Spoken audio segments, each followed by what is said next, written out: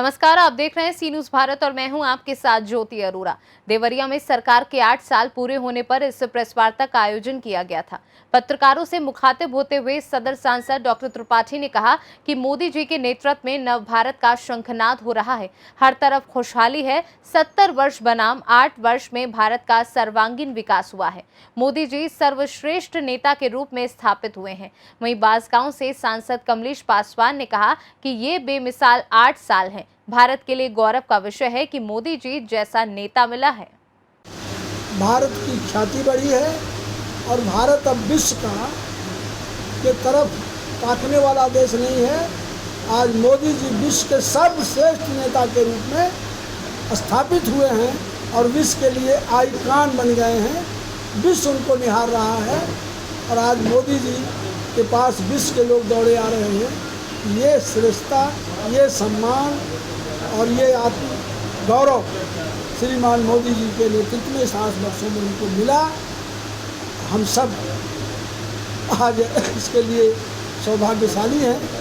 उनके नेतृत्व में काम करते हुए इस दृश्य को हम देखने में सफल हुए, देख रहे हैं। तो इसकी नींव रखी और आज भी जब भी मोदी बोलते हैं तो मोदी यही कहते हैं वाजपेयी जी द्वारा शुरू किए गए कार्यों को आगे बढ़ाना। जैसे किसान कार्ड किसने दिया, समर्थन मूल्य किसने दिया, परमाणु विस्फोट किसने किया, पीएमएसवाई किसने दिया, ये वाजपेयी जी शुरू किए थे। लेकिन 10 वर्ष की जो बीच की सरकार चली इसको फिर किनारे कर दी। तो वाजपेयी जी द्वारा जो नींव रखी गई आज मोदी जी ने उसको सफलतापूर्वक आगे बढ़ाते हुए देश को आज पूर्ण रूप से एक शक्तिशाली देश, एक विकासशील देश और एक आज आप निकलिए झोपड़ियाँ दिखाई दे रही हैं, एक स्वच्छ भारत का जो अभियान दिया। और सबसे बड़ी बात जो उन्होंने किया, 70 वर्षों तक सरकारी सुविधाएं जो दी जाती थी वो जनता तक नहीं पहुंचती थी। स्वयं पूर्व प्रधानमंत्री ने कबूल किया था कि 1 रुपया चलता है तो 15 पैसा पहुंचता है। तो श्रीमान मोदी जी आते ही जन धन खाता खोल करके 40 करोड़ लोगों का खाता खुला और आज 1 रुपया जा रहा है तो सीधे 1 रुपया पहुंच रहा है, इसको सुनिश्चित कर दिया। तो ये यथार्थ है, ये दिखाई दे रहा है। बाकी मैंने आप लोगों को लिख के दिया है। और 75वां वर्ष अमृत महोत्सव के रूप में मनाया जा रहा है। माननीय मोदी जी के नेतृत्व में नव भारत का शंखनाद हो रहा है, जो आज हमारे लिए अवसर भी है, खुशहाली भी है। और उन्होंने निश्चय किया है कि हर लोकसभा में 75 अमृत सरोवर बनेंगे और ये अमृत सरोवर कि अगर आप गहराई में जाते तो हमारे भारतीय संस्कृति का उत्थान होगा। और इससे 6 विभाग जोड़ा गया। फिर से गांव की जो संस्कृति थी, गांव में पोखरे हमारे एकता के प्रतीक थे, पीपल के पेड़ हमारे न्याय के प्रतीक थे और आस्था के केंद्र हमारे विश्वास के प्रतीक थे। आज फिर से इस अमृत सरोवर के माध्यम से उसको मोदी जी साकार करने का संकल्प लिया। हर गांव में फिट इंडिया, खेलो इंडिया को भी साकार करने के लिए इसी देवरिया में 50 गांव में आज व्यायामशालाएँ बन गई, खेल मैदान बन गए, जहाँ जमीन मिली वहाँ बन गए।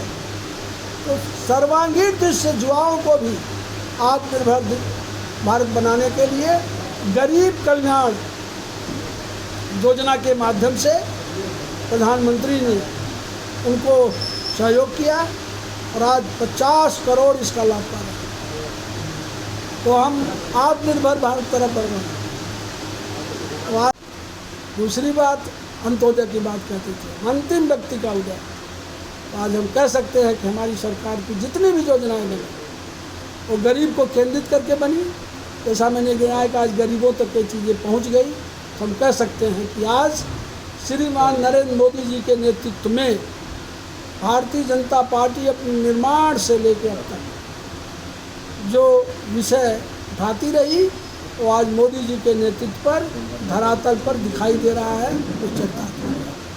तो सही अर्थों में अगर हम एक लाइन में कहें तो श्रीमान मोदी जी ने देश की तस्वीर बदल दी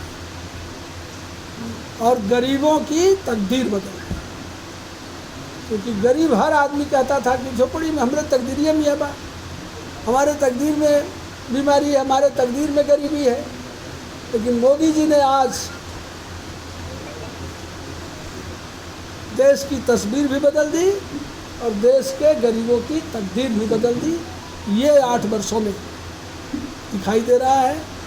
बाकी मैंने प्रेस नोट जो दिया उसमें बहुत विस्तार से दिया है। और आप गठबंधन भी बने, लेकिन मोदी जी के नेतृत्व में गठबंधन फेल हो गए और जनता ने मोदी जी के नेतृत्व को स्वीकारा, समर्थन दिया। आज आर्थिक हालात, प्रति व्यक्ति आय बढ़ी है, देश की आर्थिक स्थिति धूनी गति से बढ़ी है। आज देश के विकास के दृष्टि से गरीबों को सुविधा देने के लिए आज मुफ्त मकान, मुफ्त शौचालय, मुफ्त बिजली, मुफ्त शिक्षा, मुफ्त गैस कनेक्शन, मुफ्त आयुष्मान कार्ड, मुफ्त दवाई और मुफ्त खवाई और मुफ्त लड़कियों की गरीबों के शादी और विदाई भी हमारी सरकार आज कर रही है। अगर हम स्पष्ट करें तो हमारे पार्टी के बनते समय 2 ही उद्देश्य था, सांस्कृतिक राष्ट्रवाद और एकात्म मानववाद। आज प्रधानमंत्री मोदी जी के नेतृत्व में ये दोनों बातें अब केवल नारा और वाक्य नहीं रहे, आज चरितार्थ हो गए। धारा 370 खत्म हुई, राष्ट्र एक हो गया और राम जन्मभूमि जो हमारे संस्कृति के प्रतीक है उसका निर्माण का जो बाधा थी वो दूर हुई और आज निर्माण हो रहा है। काशी में आप देखें तो काशी शिव की नगरी थी और शिव तक पहुंचने में बहुत कठिनाई थी। एक दिन में 1000 से 5000 लोग आते थे, आज 1 लाख लोग आते, 10 लाख तक लोग आते, इसलिए कि काशी धाम बन गया। आज आप सब देख रहे हैं, जल्द ही लगता है कि काशी पूर्ण काशी धाम हो जाएगी, विश्वनाथ की नगरी हो जाएगी और साथ ही विंध्याचल का भी पुनरुद्धार हो रहा है, मथुरा का भी हो रहा है। जो सांस्कृतिक राष्ट्रवाद था उसको भी ज़मीन पर उतारने का हमारी सरकार ने आज काम किया। राष्ट्र को जहाँ एक किया, मजबूत किया, वहीं भारत सांस्कृतिक राष्ट्र है, इसको ध्यान में रखते हुए सभी तीर्थों को मुख्य सड़कों से जोड़ दिया और आज देश का पर्यटन का केंद्र हमारे तीर्थ। आज हम कह सकते हैं कि 8 साल बेमिसाल। अगर इसको देखें तो भारत की 14 के पहले क्या स्थिति थी और आज 8 वर्षों में क्या स्थिति हुई। 14 के पहले भारत, अगर हम अंतर्राष्ट्रीय स्तर पर देखें तो भारत की छवि एक भ्रष्ट राष्ट्र की थी। घोटाले हो रहे थे, मिनिस्टर जेल जा रहे थे। लेकिन इस 8 वर्षों में श्रीमान मोदी जी ने अपने कार्यों से देश की छवि श्रेष्ठ राष्ट्र की बना दिया। अब ये श्रेष्ठ राष्ट्र के रूप में देखा जा रहा है। भारत की छवि विश्व में एक विपन्न राष्ट्र की थी। भारत के प्रधानमंत्री 14 के पहले कहीं जाते थे तो मांगने जाते थे, हाथ पसारे जाते थे। लेकिन आज हम कह सकते हैं बहुत ही आत्म गौरव के साथ, हमारे प्रधानमंत्री जी ने 8 वर्षों में भारत की छवि ऐसी बना दी कि आज भारत मांगने वाला नहीं, देने वाला देश बन गया। अब हम विपन्न राष्ट्र नहीं, संपन्न राष्ट्र की श्रेणी में आ गए। तीसरी बात, भारत की छवि विश्व में कमज़ोर राष्ट्र की थी। 14 के पहले आतंकवादी जहाँ चाहते थे हमारे देश में घुस के आतंकवादी घटनाएं करते थे और सकुशल चले जाते थे, पकड़े भी नहीं जाते थे। सीमा पर वो गोली चलाते थे घुस के। हमारी तत्कालीन सरकार जो थी गोली का जवाब गोली से देती थी, लेकिन हमारे प्रधानमंत्री जी ने निश्चय किया गोली का जवाब गोला से देंगे। और आज एक भी आतंकवादी घटना देश के अंदर 8 वर्षों में नहीं हुई। और सीमा पर अगर पुलवामा हुआ तो सर्जिकल स्ट्राइक हुई। गिलवान में चीनी सैनिक पीठ दिखाते हुए जाते हुए दिखाई दिए। तो हम कह सकते हैं कि आज भारत की स्थिति विश्व में कमज़ोर राष्ट्र की नहीं है, शक्तिशाली राष्ट्र की है। ये सम्मान, ये गौरव श्रीमान मोदी जी को नेतृत्व में विश्व में आज हमें प्राप्त हुआ। सांसद के तौर पर आदरणीय मोदी जी के नेतृत्व में बेमिसाल 8 साल पूरा होने पर आज हम लोग देवरिया में संयुक्त प्रेस कॉन्फ्रेंस कर रहे हैं। साथियों, हम सब लोगों के लिए सौभाग्य का विषय है कि पिछले 8 वर्षों में जो आदरणीय मोदी जी के नेतृत्व में जो कार्य हुए हैं, आज हम रिपोर्ट टू नेशन के माध्यम से हम आपके बीच में रखना चाहते हैं।